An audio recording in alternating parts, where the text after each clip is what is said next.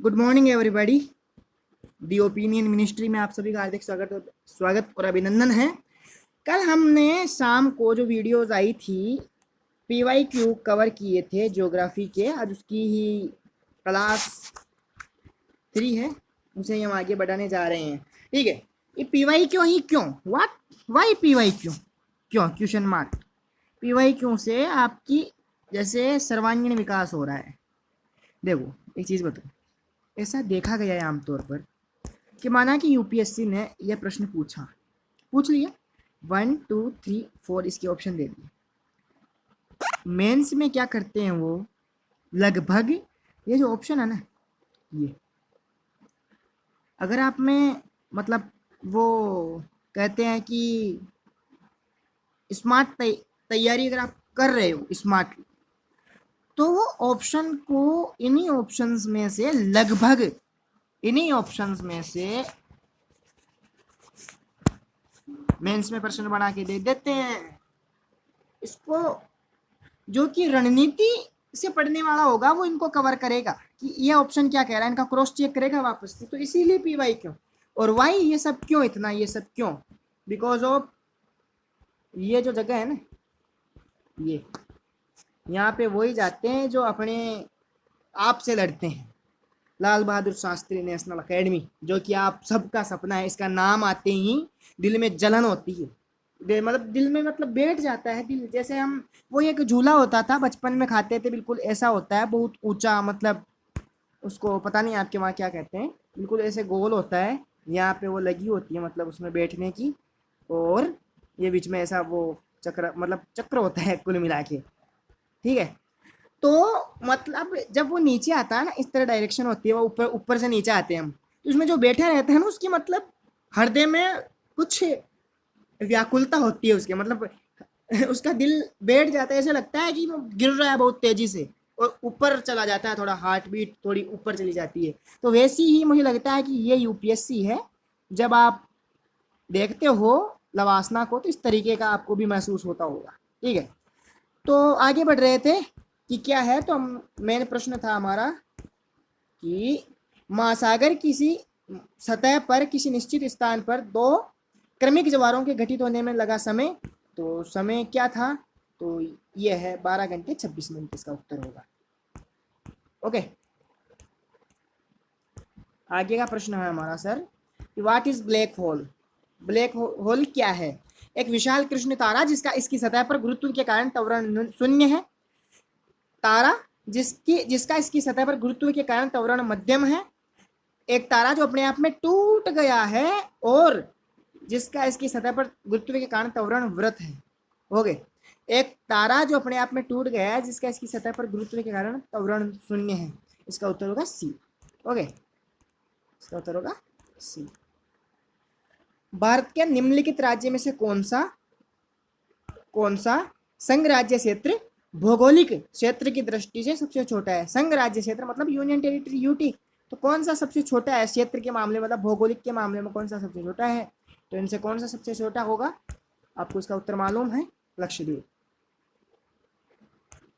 और आप मुझे कमेंट में बताइएगा, आपके लिए प्रश्न है, ऐसे डालिएगा।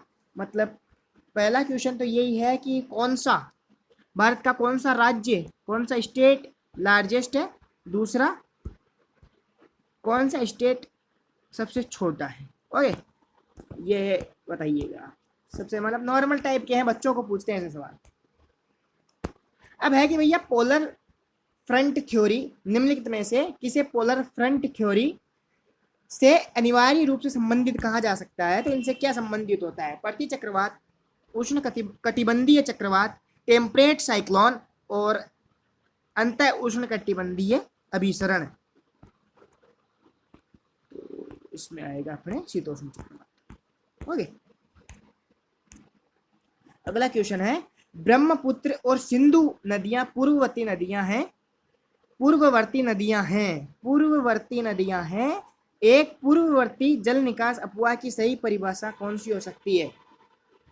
जो हिमालय के प्रारंभिक ढलान का अनुसरण करता है, जो हिमालय श्रेणी परास के अस्तित्व में आने के पहले से विद्यमान था, जिसने हिमालय की नती शेल संस्तरों के नती लंबों का अनुसरण किया, जिसने हिमालय के शैल संस्तरों के नदीलंबों का अनुसरण किया, तो आपको समझ में नहीं आ रहा होगा तो ये देखिए इसके follow, which follows the initial slope of Himalayas which existed even before the Himalayan range came into existence.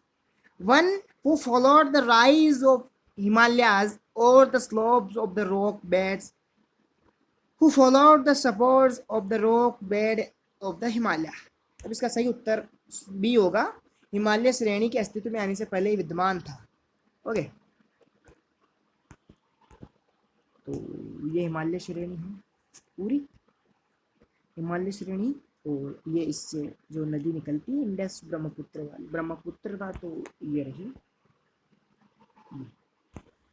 Okay, आगे बढ़ते हैं आसानी से।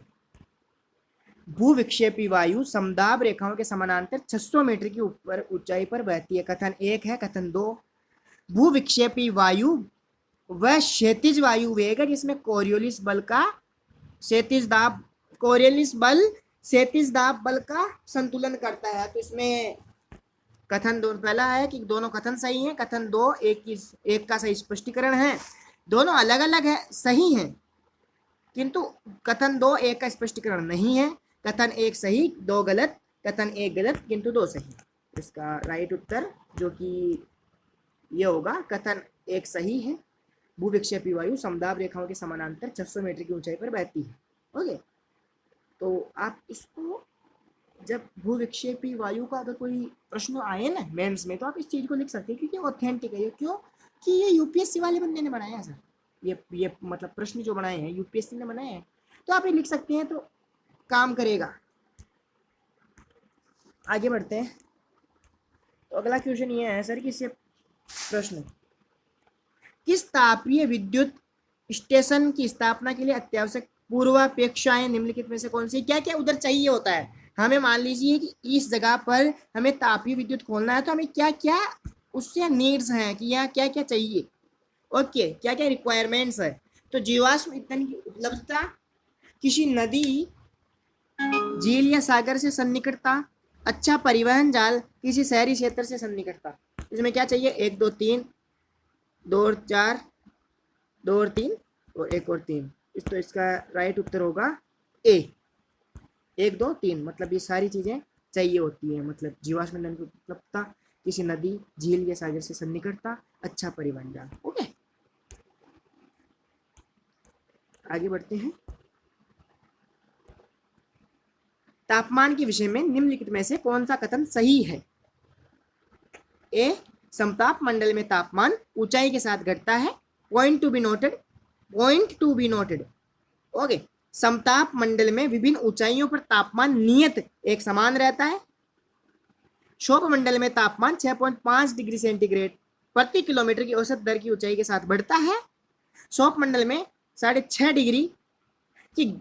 डिग्री सेंटीग्रेड प्रति किलोमीटर की औसत दर से ऊंचाई के साथ तापमान घटता है। तो उसका राइट उत्तर डी होगा, नॉर्मल लैप्स रेट, जो कि मैंने कल वाले लेक्चर में बताई थी। ओके, ये क्या होती है? तो 6.5 डिग्री सेंटीग्रेड कम हो जाती है प्रति 1 किलोमीटर ऊंचाई पर। ये है 6.5। ओके, आगे बढ़ते हैं। तो यह है नदी द्वीप माजुली। माजुली किस नदियों में से स्थित है? जमुना, पद्मा, गंगा, ब्रह्मपुत्र। तो ब्रह्मपुत्र पर यह स्थित है, Brahmaputra is the right answer. Okay, आगे बढ़ते हैं। तूफानी चालीसा, रोरिंग 40s के बारे में निम्नलिखित में कथनों पर विचार कीजिए। 2 मिनट में मेरी एक नोटबुक पड़ी है, उसे देखता हूँ कि और क्या क्या इसे जुड़ा हुआ है। मुझे पता है कि ये 2-3 चीजें होती है, जैसे कि गरजता साठा, ये करके कुछ 2-3 चीजें हैं। 2 मिनट, ओनली 2 मिनट्स। ये आएगा तूफानी चालीसा कहते हैं इसको, ठीक है, तूफानी चालीसा। Okay okay okay okay okay, just wait. Okay चलो मिल गया।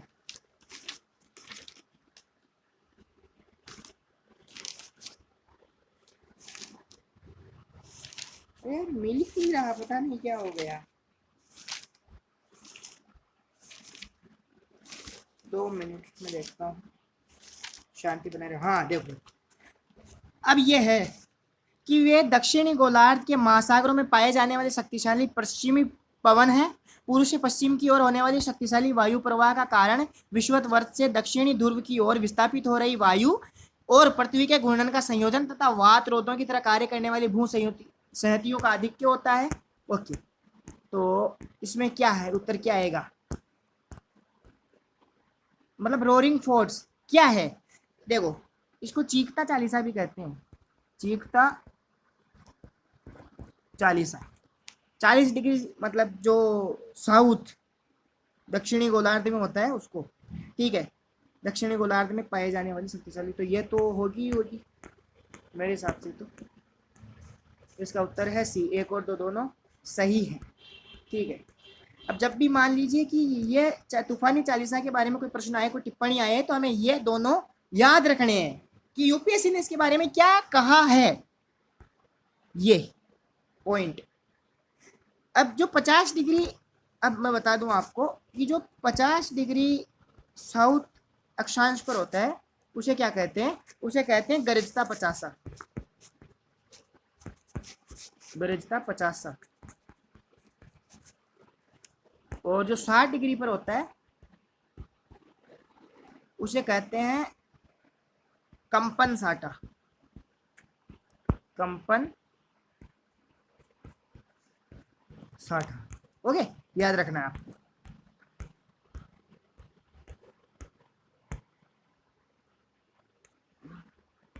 अब है निम्नलिखित कथनों में विचार कीजिए। तो विषुवत वर्त के आसपास का निम्न दाब वाला क्षेत्र डोल्ड्रम होता है, जहां सनातन पवन शांत होते हैं। सनातन means prevailing winds. Okay, chinook तप्त और शुष्क पवन है जो शीत ऋतु में बहती है और इसका अल्प समय में ताप बढ़ा देती है। मैंने आपको ग्रुप वाई में जुड़े उनको सिरोको करके एक पूछा था, सिरोको, तो ये चिनुक का तो पूछा जा चुका है, इसमें वही उत्तर होगा सी। 1 और 2 दोनों सही हैं। डोल्ड्रम आईटीसीजेड भी हम इसको कह सकते हैं, और चिनूक तप्त और शुष्क पवन है जो शीत ऋतु में बहती है, जो अल्प समय में बढ़ देती है। चिनूक के बारे में एक बात बता दूं, मैं चिनूक के बारे में एक बात बता दूं। Chinook Chinook Chinook 2 minute. Chinook वायु जो कि इसमें दिया गया है कि कम समय में ताप बढ़ा देती है, तो चिनूक 2 मिनट। ठीक है, चिनूक आ गई भैया, चिनूक। तो यह रॉकीज जो कि नॉर्थ अमेरिका के पूर्वी ढलानों पर होती है।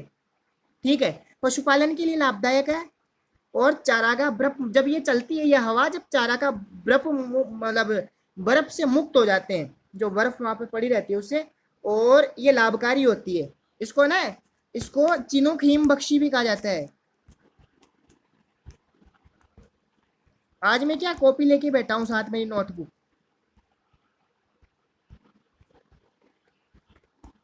चिनूक हिम बख्शी। ओके, ठीक है। अब है, कौन सा विश्व का सबसे शुष्क मरुस्थल है? अटाकामा, गोबी, सहारा, कालाहारी। तो आपको पता होना चाहिए ये तो मेरे हिसाब से, तो इसका उत्तर होगा ए, अटाकामा मरुस्थल। ओके, तो where are desert located in the world? ठीक है, तो first of all Sahara in India, over Rajasthan. We have Thar Australia में, Tanami, Simpson, Great Victoria, Gibson, Great Sandy. ये कालाहारी जो कि अफ्रीका में है। साउथ अमेरिका में ये सेचुरा, ये अटाकामा इधर है, इधर यहाँ पे शायद चिली करके एक देश होगा, उधर होगा ये। और ये पेंटागनियन, ये जो कोल्ड डेजर्ट है ये, कोल्ड। ओके, अंटार्कटिक भी एक डेजर्ट ही है। वायुमंडलीय दाब को मापने के लिए निम्नलिखित में से किस यंत्रों में से एक का प्रयोग किया जाता है? Aerometer, barometer, potentio, electrometer. तो एमीटर, एमीटर तो इसको ये तो हो ही गया बिल्कुल, क्योंकि एमीटर तो वायु मतलब सॉरी बिजली को शायद नापने के लिए किया जाता है। ओके, तो इलेक्ट्रोमीटर भी इतना ही हो सकता है, इसका उत्तर होगा बी, बैरोमीटर। ठीक है, छोटे छोटे क्वेश्चन रहे। तो निम्नलिखित में से कौन सी एक नदी सिंधु की सहायक नदी नहीं है? ब्यास, रावी, चिनाब, तवी। तो चिनाब है। अब आपको एक चीज बता दूं मैं, एक चीज बता दूं, सिंधु की सहायक नदी नहीं है। एक चीज बता दूं मैं, हमारी मैडम, जब मैं 8th क्लास में था तो हमारी मैडम ने एक हमें दोहा बताया था, सतलज, रावी और व्यास, झेलम और चिनाब, इन पांचों के बीच में बसा राज्य पंजाब। ठीक है, ये एक दोहा सुनाया था, तो इसलिए सतलज, रावी और व्यास, झेलम और चिनाब, इन पांचों के बीच में बसा राज्य पंजाब। ठीक है, तो ये क्या है? तो ये किसकी है? तो इसका उत्तर होगा डी। तो तवी, जैसे व्यास हो गई, रावी, चिनाब, तो तवी, तवी इसका उत्तर होगा डी। ओके, तवी मतलब सिंधु नदी की सहायक नदी नहीं है। अब देखिए, जनगणना 2011 के अनुसार किस भारतीय राज्य की जनसंख्या वृद्धि नकारात्मक की गई है, दर्ज की गई है? Manipur, Mizoram, Tripura, Nagaland. Chapter number 1 NCERT कक्षा 12। ठीक है, मतलब मैं आपको इतनी गहराई से बता रहा हूं, ये एनसीईआरटी से आए हुए हैं डायरेक्ट क्वेश्चंस। तो होगा नागालैंड।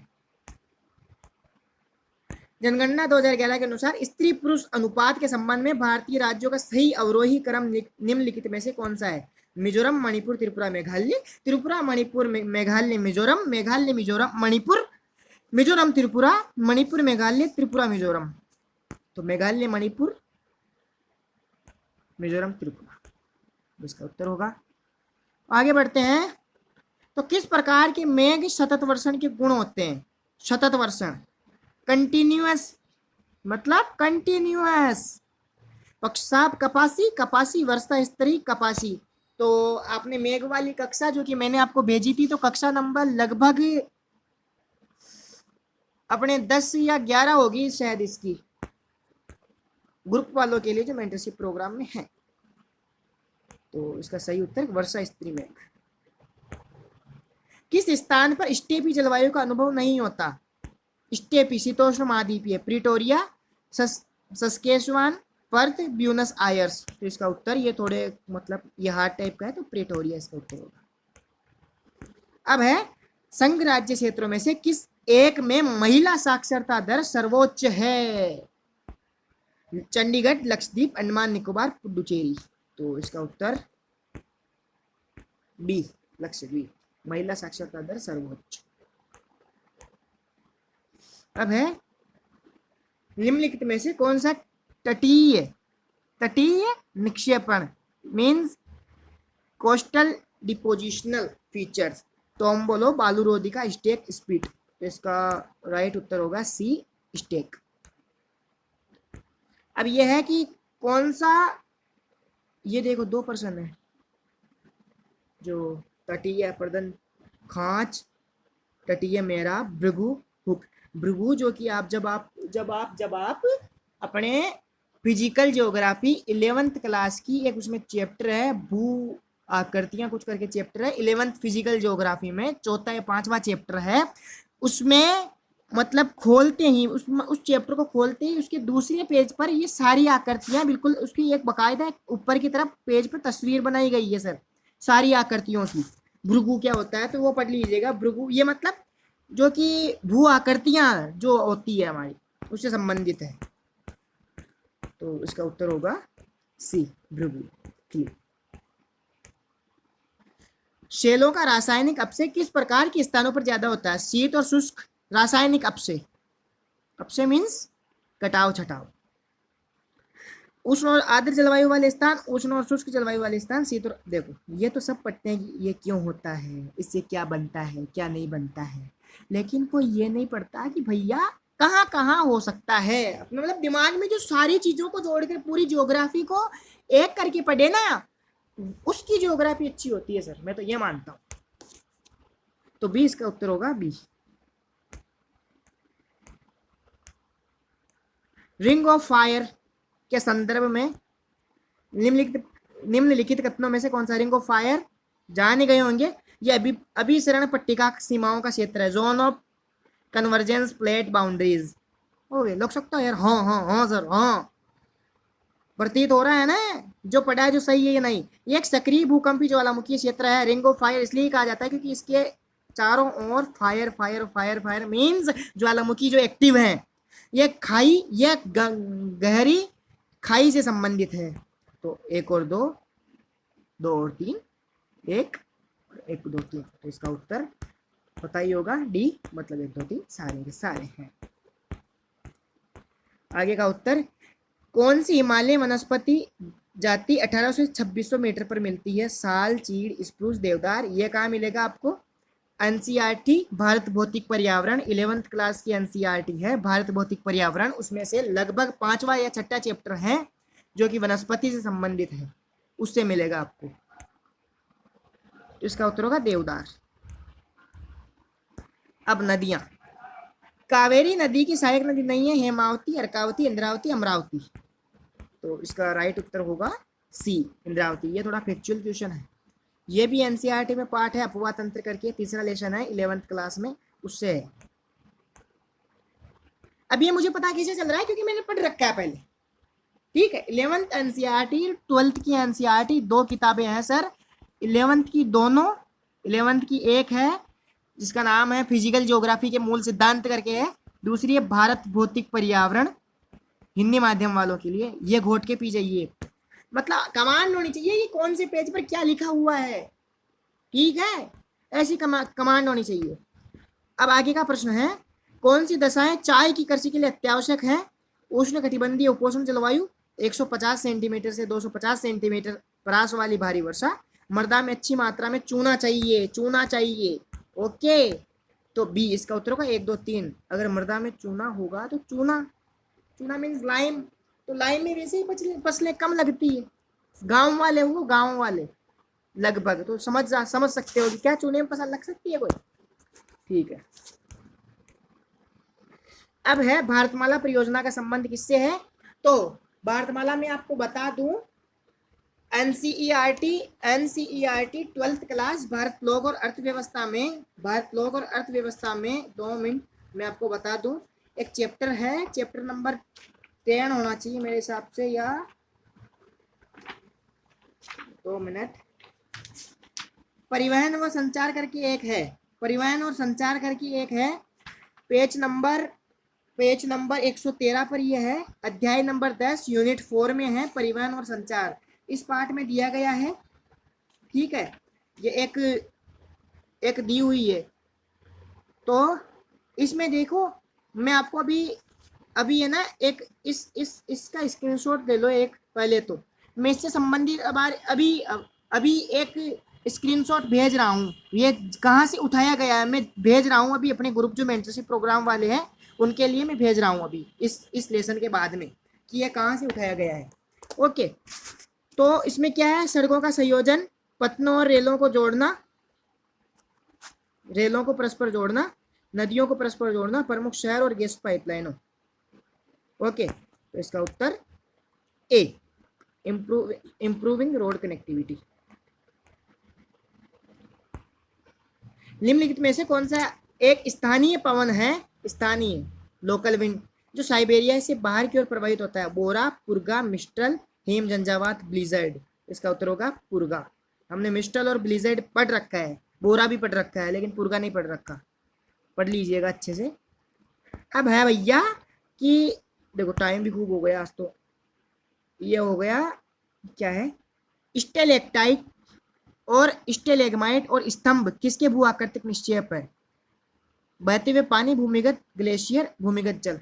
मैं बताऊं, 11th क्लास की फिजिकल ज्योग्राफी लीजिए, 5वां चैप्टर उठाइए, भू आकृति उसमें दी गई है, ऐसा एक चित्र दे रखा है उसमें, जिसमें है ना पानी है, इधर अंदरूनी पानी है और इधर ऐसे ऐसे दे रखे हैं, ऊपर और नीचे ये कांटे लगभग, तो ये नीचे वालों को स्टेलेग्माइट कहा जाता है।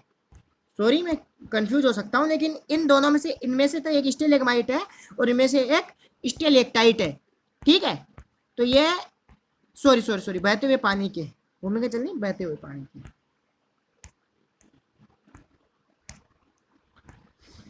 अब है भारत के निम्नलिखित स्थानों पर विचार कीजिए। ईटानगर, इम्फाल, अगरतला, आइजोल। सूर्योदय के समय अनुसार उपयुक्त स्थानों का सही कालानुक्रम क्या होगा? इसका मतलब सबसे पूर्व में कौन सा है इनमें से, फिर इधर, फिर इधर, फिर इधर। तो इसका राइट उत्तर होगा 4, सॉरी मेरे हिसाब से 3, 2, 1, 4। अगरतला, इम्फाल, ईटानगर, आइजोल। अब है किस नदी, किस डेल्टा प्रदेश को ऊपरी भूमि कहती है? नहीं सॉरी, निम्नलिखित में से किसे डेल्टा प्रदेश की ऊपरी भूमि कहते हैं? बेफ, बिल्स, पेह, चार्स। थोड़ा टेक्निकल क्वेश्चन है, उसमें उत्तर होगा पेह। तो भारत के निम्नलिखित वन्य जीव अभ्यारण्यों पर विचार कीजिए। शिकारी देवी, सिमलीपाल। तो सिमलीपाल, भद्रा, पंचमंडी। कौन सा वन्य जीव अभ्यारण्यों का सही क्रम है इनकी स्थिति के अनुसार? उत्तर दक्षिण से उत्तर। तो पहले पंचमढ़ी कहाँ है, मतलब कुछ एक टॉपिक्स को मतलब देख लीजिए कि आपको कहाँ कहाँ नजर आ रहे हैं। शिकारी देवी कहाँ है, सिमलीपाल कहाँ है, पंचमढ़ी कहाँ है। तो इसका राइट उत्तर फैक्चुअल क्वेश्चन है 2, 3, 1, 4। 2 पहले भद्रा है, फिर 3 सिमलीपाल है, फिर पंचमढ़ी है, फिर शिकारी देवी। ओके आगे पढ़ते हैं। ये देखिए क्वेश्चन आया हुआ है कि सूची 1 को सूची 2 के साथ सम्मिलित कीजिए। सूचियों के नीचे के रूट इस प्रकार से उत्तर सही। नदी बेसिन, भागीरथी, अलकनंदा, नयार, गंगा। कहाँ? नगर, नगर, नगर। यह है भागीरथी, लेक डाउन, अलकनंदा, नरेंद्र सागर, उत्तरकाशी जो नयार, गंगा, पीढ़ी। मतलब सम्मिलित करना है, तो इसका उत्तर क्या होगा? तो उत्तर आप एक पर ध्यान दीजिए, भागीरथी कहाँ है? शायद उत्तरकाशी, भागीरथी, भागीरथी उत्तरकाशी में थी। ओके तो ए का 3, ए के 3 के अलावा बाकियों को पूरे को निकाल ही दीजिए, हटा ही दीजिए, जिसमें ए का 3 या तो ये है, ये है। अब देखिए अलकनंदा, अलकनंदा पीडी, पीडी एक जगह है वहां, तो बी का 4 उत्तर बेशक यही होगा। ठीक है अब ये है कि ये स्थानीय पवन, ये स्थान Yamo, Sudan, black roller France, वाइज जापान, ह्यूब हबूब उत्तरी अमेरिका। ये मुझे भी वास्तव में नहीं पता, तो इसका उत्तर सी होगा।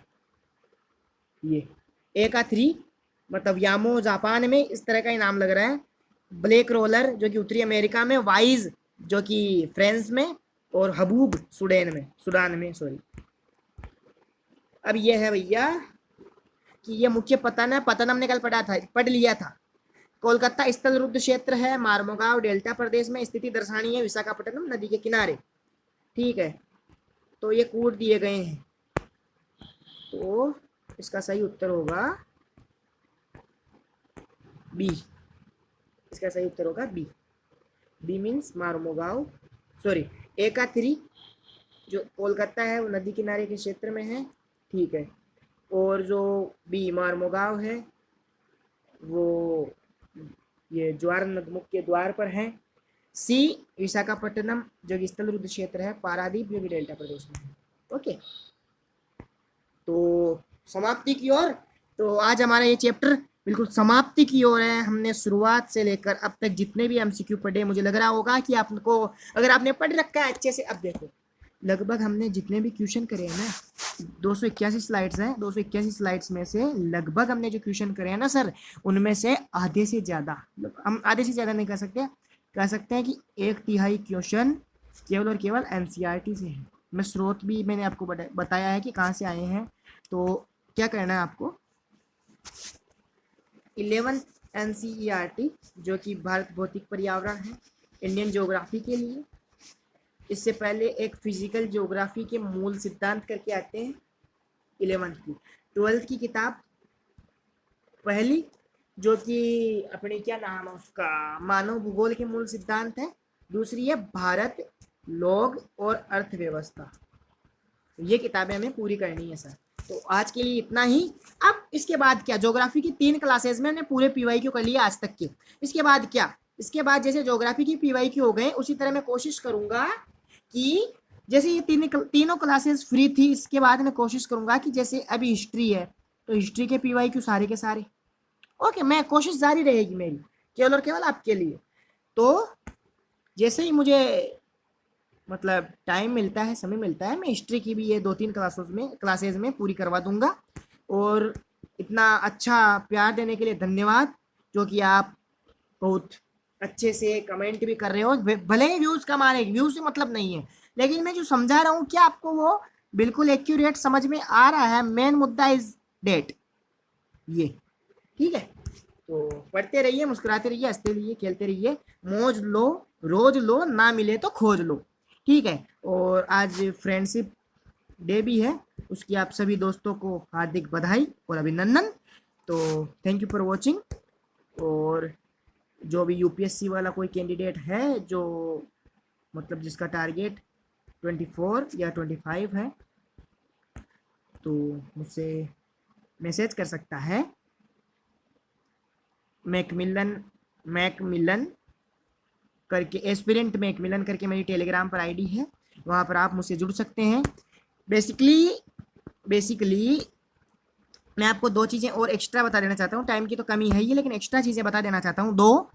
हमारा जो मेंटरशिप प्रोग्राम चल रहा है अभी तो फ्री ऑफ कॉस्ट चल रहा है, ठीक है, बिल्कुल। अगली बार से हम इसको बढ़ाने की सोच रहे हैं, इसमें नए नए टीचर्स भी लाने की सोच रहे हैं। तो मेंटरशिप प्रोग्राम जो होगा वो भी अगली बार फ्री ही होगा, लेकिन मेरा एक ही ध्येय वाक्य है, सेलेक्टेड हूँ, सिलेक्शन दिलवाऊंगा।